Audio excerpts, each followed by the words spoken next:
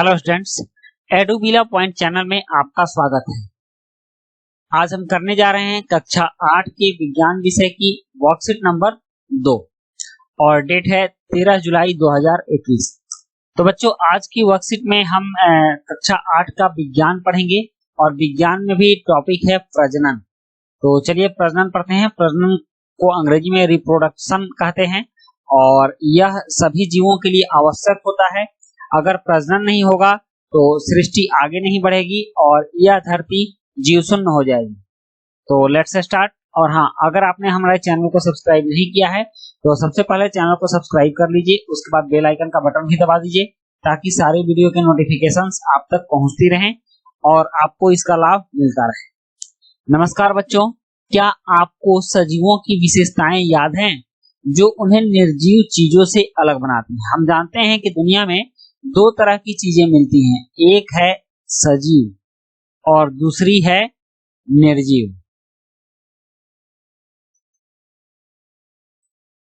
निर्जीव। अब सजीव की क्या क्या पहचान है? तो सजीव क्या करता है? सजीव श्वास लेता है, वृद्धि करता है। वृद्धि का मतलब कि वो बढ़ता है, छोटा से बड़ा होता है। और उसके बाद भोजन करता है। उसके बाद सजीव में क्या होता है? गमन करता है, एक जगह से दूसरी जगह जाता है। नहीं भी जाता, पेड़ है जो कि एक जगह से दूसरी जगह नहीं जाता है, लेकिन कुछ सजीव जो चलायमान है वो जाते हैं। और उसमें सबसे महत्वपूर्ण चीज है प्रजनन। सजीवों का सबसे महत्वपूर्ण लक्षण है प्रजनन, मतलब अपने जैसे संतान की उत्पत्ति करना। तो यही कह रहा है कि प्रजनन उन जीवों में से, उन विशेषताओं में से एक है। हाँ, मतलब कि सजीव की जो विशेषताएं हैं उन विशेषताओं में से एक है प्रजनन। और प्रजनन कहते किसे हैं? तो अपने माता पिता से संतान या संतति का जनन कहलाता है। इसी को हम लोग प्रजनन भी बोलते हैं। मतलब कि अपने माता पिता से जब किसी बच्चे का जन्म होता है तो उसको क्या कहते हैं? जनन कहते हैं। मतलब कि अपने जैसे ही संतान की उत्पत्ति जनन कहलाता है। सभी जीव अपनी प्रजातियों या पृथ्वी पर जीवन की निरंतरता को बनाए रखने के लिए जनन करते हैं। लेकिन जीव जनन कैसे करते हैं? तो मैंने बताया कि जनन क्यों आवश्यक है। तो सभी जीव पृथ्वी पर अपने जीवन की निरंतरता को बनाए रखें, इसलिए जनन आवश्यक है। अगर जीव धरती पर अपने जीवन की निरंतरता को नहीं बनाएंगे तो उन जीवों की स्पीशीज समाप्त हो जाएगी। उनका जो जाति है वो पूरी की पूरी जाति ही समाप्त हो जाएगी। इसलिए जीव जनन करते हैं। लेकिन ये जीव जनन करते कैसे हैं? हमें ये समझना है कि जनन कैसे करते हैं। तो सबसे पहले हम लोग समझेंगे पादपों में जनन। पादप में जनन का मतलब होता है पौधों में जनन। पौधों में जनन कैसे होता है?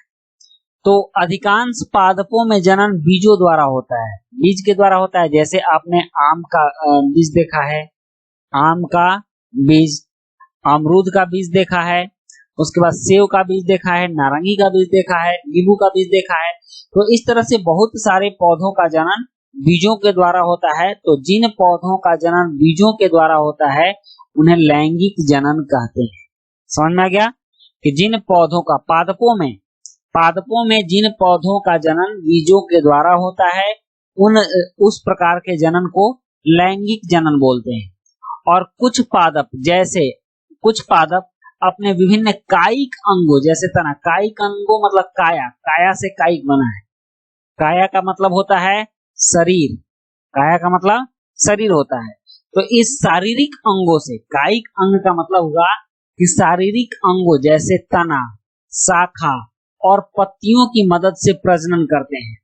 ऐसे जनन को अलैंगिक जनन कहा जाता है। मतलब कि जो बीजों के द्वारा जनन करते हैं इनको लैंगिक जनन कहा जाता है, और जो अपने कायिक अंगों जैसे तना, शाखा, पत्तियों की मदद से जनन करते हैं, इनको, ऐसे जनन को अलैंगिक जनन कहा जाता है। तो आपने पादपों में लैंगिक और अलैंगिक जनन में अंतर समझ लिया। अब नेक्स्ट है, देखते हैं अलैंगिक जनन।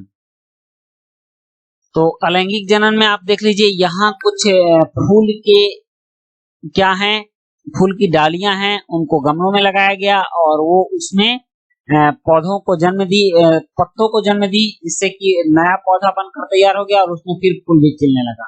तो यह अलैंगिक जन्म का उदाहरण है। यहाँ देखिए, यह एक प्रकार का पौधा है जिसकी पत्तियों से पौधे निकलते हैं। यहाँ देखिए, जैसे पथलचट्टा भी एक पौधा होता है जिसकी पत्तियों से पौधा निकलता है, तो यहाँ भी देखिए इन पत्तियों से पौधे निकल रहे हैं। तो यह भी क्या हो गया, अलैंगिक जनन हो गया। और ये आलू है। आलू आपको पता है, सबसे पहले आप लोग कमेंट बॉक्स में ये बताइएगा कि कौन कौन व्यक्ति जानते हैं कि आलू जड़ है या तना, आप लोग बताइएगा। और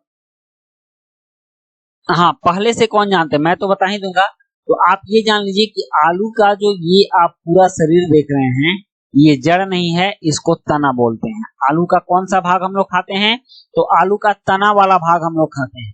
तो आलू के तने से भी पौधे निकलते हैं। इसी तने को, आलू के खाने वाले भाग जो ये तना है, इस तने को हम लोग मिट्टी में दबा देते हैं और मिट्टी में जब उपयुक्त इसको अवसर मिलता है तो उस अवसर पर उसमें से पौधे निकलते हैं और वहीं पुनः अपने लिए आलू फिर बनाते हैं। आलू मिट्टी के नीचे फिर निकलता है। तो इस तरह से आलू की खेती होती है। तो ये अलैंगिक जनन हो गया। अब है जंतुओं में जनन। जंतुओं में जनन किस प्रकार होता है, कर है सभी जीव जनन के लिए या तो अंडे देते हैं, तो जो अंडे देते हैं वो अंड प्रजक कहलाते हैं। तो आप जानते हैं कि जंतु दो तरह से जनन करते हैं, एक अंडा देने वाले जंतु होते हैं और एक बच्चा देने वाले जंतु होते हैं।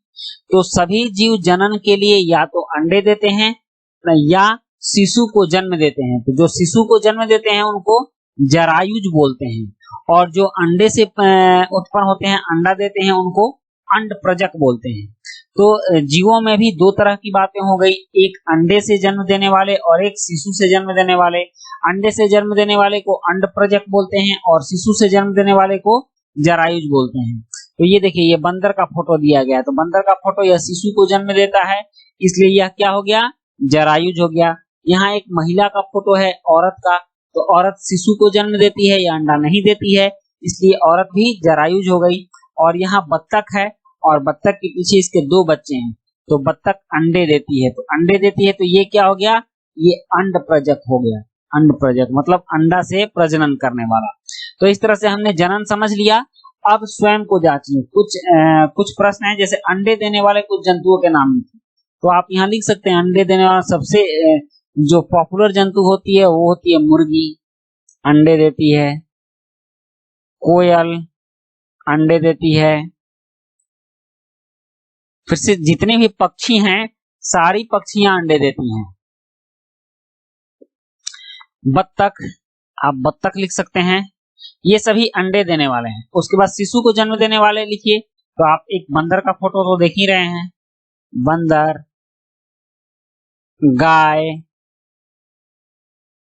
भैंस और मनुष्य भी लिख सकते हैं, ये सभी शिशु को जन्म देते हैं।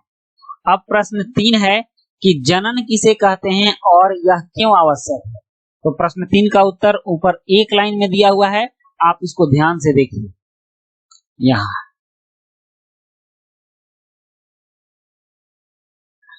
इसको देखिए, यहां ये देखिए, आप यहां से लिखिएगा, 3 का उत्तर लिखिएगा यहां से। अपने माता पिता से संतान, संतति का जन्म जनन कहलाता है। सभी जीव अपने प्रजातियों या पृथ्वी पर जीवन की निरंतरता को बनाए रखने के लिए जनन करते हैं। यहां से यहां तक आपको लिखना है। ये प्रश्न 3 का आंसर हो जाएगा, 3 का आंसर हो, समझ गए। तो बच्चों, इस तरह से आपकी ये वर्कशीट कंप्लीट हुई। और वीडियो अच्छी लगी हो तो लाइक, सब्सक्राइब, कमेंट जरूर कीजिएगा। मिलते हैं नेक्स्ट वीडियो में। Thank you.